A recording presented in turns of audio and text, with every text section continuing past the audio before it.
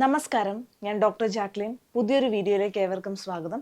ഇന്നത്തെ വീഡിയോയിൽ നമുക്ക് നിർത്താതെ ചുമയുള്ളവർ, പ്രത്യേകിച്ച് ഡ്രൈ കഫുള്ള ആൾക്കാർ തീർച്ചയായിട്ടും കാണേണ്ട ഒരു വീഡിയോ ആണ്. ഇതൊരു റെമഡി എന്ന അതിലുപരി ഇതിന് എന്താണ് ഡ്രൈ കഫിന് റീസൺസ്, പ്രധാനമായിട്ടും മിക്കവാറും പേർക്ക് വരുന്ന ഡ്രൈ കഫ് അല്ലെങ്കിൽ വരണ്ട ചുമ അല്ലെങ്കിൽ ഉഗ്ര ശബ്ദത്തോടു കൂടിയ ഒരു ബാർക്കിംഗ് സൗണ്ട് പോലെയുള്ള ചുമ എന്തൊക്കെ റീസൺ കൊണ്ട് വരുന്നു എന്ന് മനസ്സിലാക്കിയാൽ തന്നെ റീസണ് വേണ്ടിയിട്ട് അല്ലെങ്കിൽ ആ കോസിനെ ട്രീറ്റ് ചെയ്തിട്ടുണ്ടെങ്കിൽ നമുക്ക് പെട്ടെന്ന് ആ ചുമ ഒന്ന് മാറുന്നതാണ്. ഇല്ല വെറും ചുമയുടെ മരുന്ന് മാത്രമാണ് കഴിക്കുന്നതെങ്കിൽ അല്ലെങ്കിൽ ഹോം റെമഡീസ് മാത്രം ചെയ്തുകൊണ്ട് ഇരുന്ന് കഴിഞ്ഞാൽ ഈ ഒരു ചുമ ഒരിക്കലും മാറത്തില്ല. അപ്പോൾ ഇതിൻ്റെ പല കാരണങ്ങൾ എന്തൊക്കെയാണെന്ന് നോക്കാം. ഡ്രൈ കഫുള്ള ആൾക്കാർക്ക് എന്തെങ്കിലും ഇൻഫെക്ഷൻ മൂലം ഡ്രൈ കഫ് വരാം. അതൊക്കെ ട്രീറ്റ് ചെയ്താൽ മാറുന്നതാണ്. ഇൻഫെക്ഷൻ മാറിക്കഴിയുമ്പോൾ മാറും. അല്ലെങ്കിൽ എന്തെങ്കിലും ഇറിറ്റേഷൻ മൂലം മെയിൻലി വരാം ഡ്രൈ കഫ്. അത് ശ്രദ്ധിക്കണം. ഇറിറ്റേഷൻ അത് അലർജിയിലേക്ക് നീങ്ങുകയും ചെയ്യും.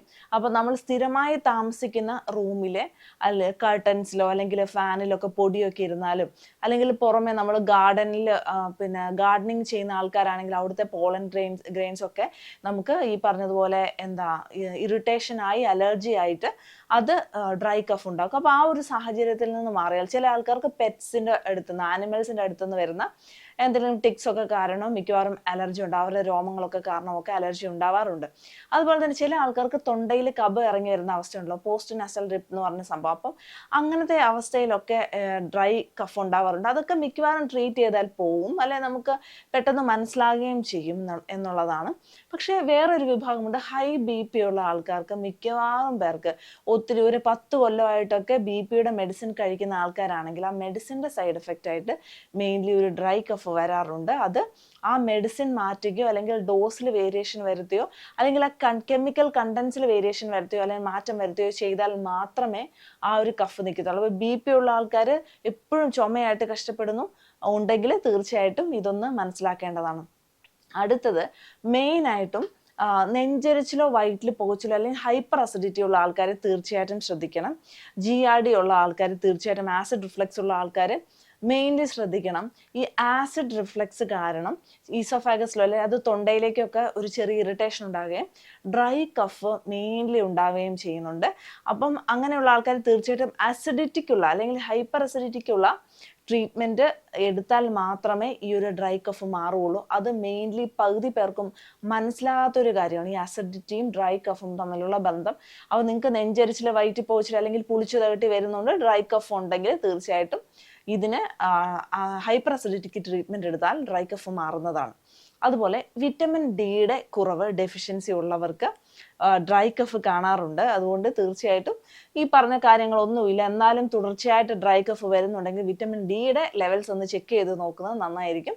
അതിൽ എന്തെങ്കിലും കുറവുണ്ടെങ്കിൽ അതിൻ്റെ സപ്ലിമെൻറ്റ്സ് എടുക്കുക. കാരണം ഭക്ഷണത്തിലൂടെ കിട്ടുന്നത് വളരെ കുറവാണ്, അല്ലെങ്കിൽ വളരെ കുറവാണെങ്കിൽ ഇഞ്ചക്ഷൻ രൂപത്തിലോ അങ്ങനെയൊക്കെ തരുന്നതാണ്. അപ്പോൾ അത് തീർച്ചയായിട്ടും ശ്രദ്ധിക്കണം.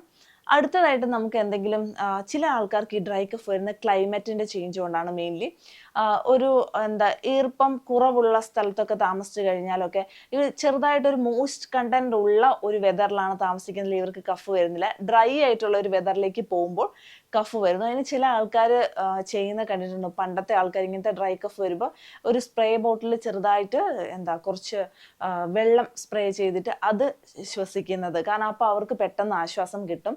അപ്പോൾ അങ്ങനെയുള്ള ആൾക്കാർ കാലാവസ്ഥ മാറിക്കഴിയുമ്പോഴത്തേക്ക് അത് റെഡി ആവുന്നതുമാണ്. പിന്നെ ഇത്രയും ഡ്രൈ കഫ് ഉണ്ട്, നിങ്ങൾക്ക് കാര്യങ്ങളൊന്നും പിടികിട്ടില്ല, അല്ലെ തൽക്കാലത്തേക്ക് ഒരു ആശ്വാസം വേണം എന്നുണ്ടെങ്കിൽ ചെയ്യാൻ പറ്റുന്ന ഒരു റെമഡിയും ഞാൻ ഈ വീഡിയോയിൽ ഷെയർ ചെയ്യുന്നുണ്ട്. അത് നമ്മൾ ശ്വാസം പിടിച്ചു വെക്കുക. അതായത് നമ്മൾ 40 എണ്ണുന്നത് വരെ, 40 നമ്പർ കൗണ്ട് ചെയ്യുന്നത് വരെ, 40 വരെ നമ്മൾ ഇപ്പം 1 2 3 4 പതിയെ പതിയെ എണ്ണിയിട്ട് മാക്സിമം 40 വരെ ശ്വാസം പിടിച്ചു വെക്കാൻ വേണ്ടിയിട്ട് ശ്രദ്ധിക്കുക. എന്നിട്ടത് പതിയെ റിലീസ് ചെയ്യുക. അങ്ങനെ 10 പ്രാവശ്യം ചെയ്യുക. 10 പ്രാവശ്യം 40, അല്ലെങ്കിൽ മാക്സിമം ചില ലങ് കപ്പാസിറ്റി ഒക്കെ കുറവുള്ള ആൾക്കാർക്ക് ഒരു 30 വരെ എണ്ണാനൊക്കെ സാധിക്കുള്ളൂ ഈ ശ്വാസം പിടിച്ചു വെച്ച്. മനസ്സിലാണ് കേട്ടോ എണ്ണേണ്ടത്. അപ്പോൾ നമ്മൾ അത്രയും ചെയ്യുക. അത് പിന്നെയും റിലീസ് ചെയ്തിട്ട് ഒരു ബ്രേക്ക് കൊടുത്തിട്ട് പിന്നെയും അതേപോലെ തന്നെ റിപ്പീറ്റ് ചെയ്യുക. അപ്പം അങ്ങനെ ശ്വാസം പിടിച്ചു വെച്ചും ചെയ്താലേ ഒരു ബ്രീതിങ് എക്സസൈസ് ആണ് ഒരു തരത്തിലുള്ള. ഇത് ചെയ്തിട്ടുണ്ടെങ്കിൽ ഡ്രൈ കഫ് ചിലരുടെ പാടെ മാറുന്നത് കണ്ടിട്ടുണ്ട്, ചില ആൾക്കാർക്ക് നല്ല ആശ്വാസം കിട്ടാറുമുണ്ട്.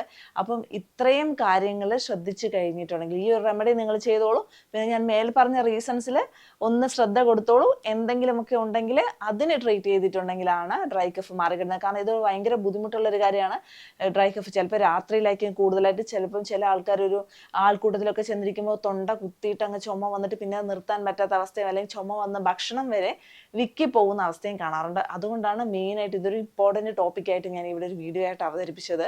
ഈ ഒരു വീഡിയോ എല്ലാവർക്കും ഉപകാരപ്രദമായെന്ന് കരുതുന്നു. മറ്റൊരു വീഡിയോ വീണ്ടും കാണാം. നന്ദി.